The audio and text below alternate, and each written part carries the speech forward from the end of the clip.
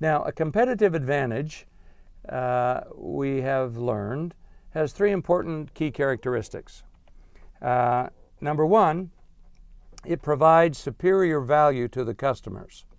So if you don't have a competitive advantage, if what you offer is no different from what you can get elsewhere. So this whole issue of commoditization in industry, both in goods and services, is an important issue. If you're in a commoditizing industry, margins are shrinking, and the ability at the marketplace to get the goods and services that you sell in a variety of places is expanding, you're in trouble because your margins will continue to shrink because you have no superior value to add. Now, there are a number of ways to try to work on that. But number two, if you have a good or a service that is hard to imitate, that is hard to reverse engineer or copy, you have a competitive advantage. And if it enhances your flexibility. So if you've delivered a good and service that has comparable value to what others can deliver, it's easy to copy, and you're sort of stuck in doing that thing, you have no competitive advantage. In fact, you're probably on the road to an early corporate demise. On the other hand, if you have superior value, not just in your own mind, but in the minds of the customer. So remember our discussion in segment 1 about results and your customer value proposition. If you have a good or a service that offers superior value to customers, and it's hard to reverse engineer. The reverse engineering part, the hard to imitate part, is very interesting because although patents and similar kinds of governmental constraints, trademarks and regulations around when you can use things that other people have discovered or created expire or come to an end, then they can reverse engineer those as well, whether it be a particular molecule in a pharmaceutical product or whether it be an automobile or systems within some kind of machinery. More difficult to imitate are the organizational processes that produce highly energetic, highly productive organizations. So when we think again about our results, and we're talking about human capital, social capital, and organizational capital as ways of contributing to core capability, if you can create those core capabilities, they are very difficult for other organizations to emulate and reproduce. So I invite you to be thinking about the intangible asset opportunities in creating a competitive advantage, not just the product innovation and the more hardcore product and service innovations. There are a lot of sources of competitive advantage. I'm sure you're aware of them. Government subsidies or support provide an advantage until it goes away. In some cases, they may hang around for decades or centuries, some cases destructively so. You could look at monopolistic markets where it's by nature difficult to compete, distribution of electricity, for example, and other kinds of very expensive commodity distribution products.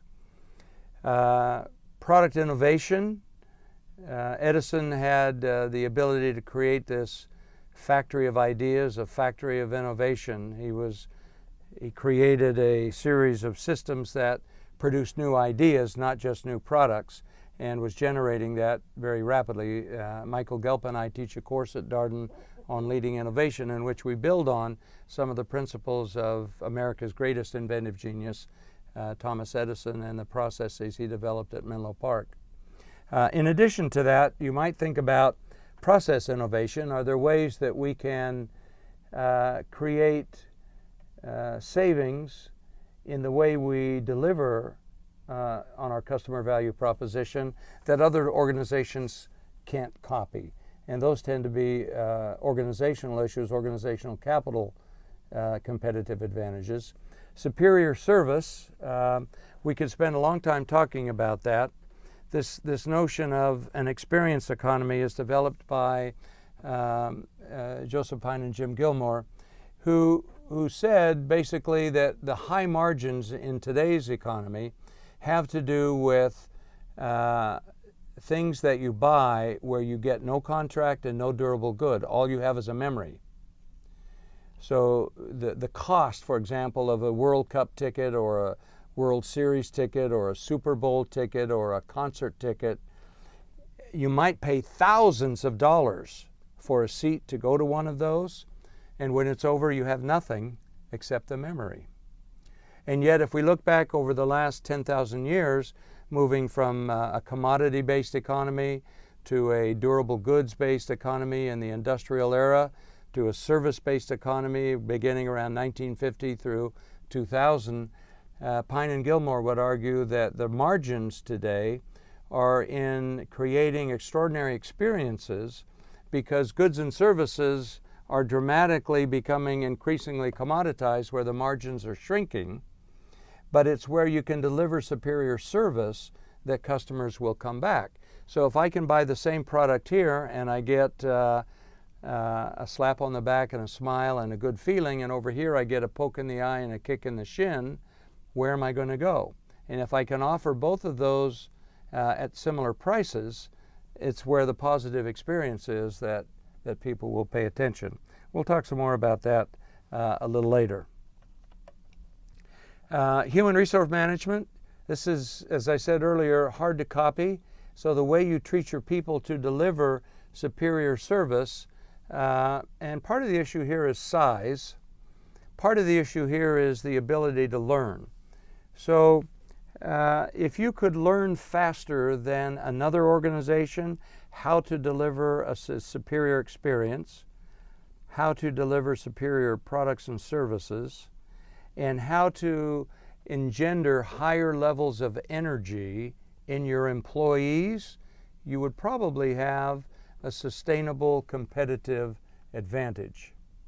Jack Welch once noted that an organization's ability to learn and to rapidly turn that learning into action is the ultimate competitive advantage.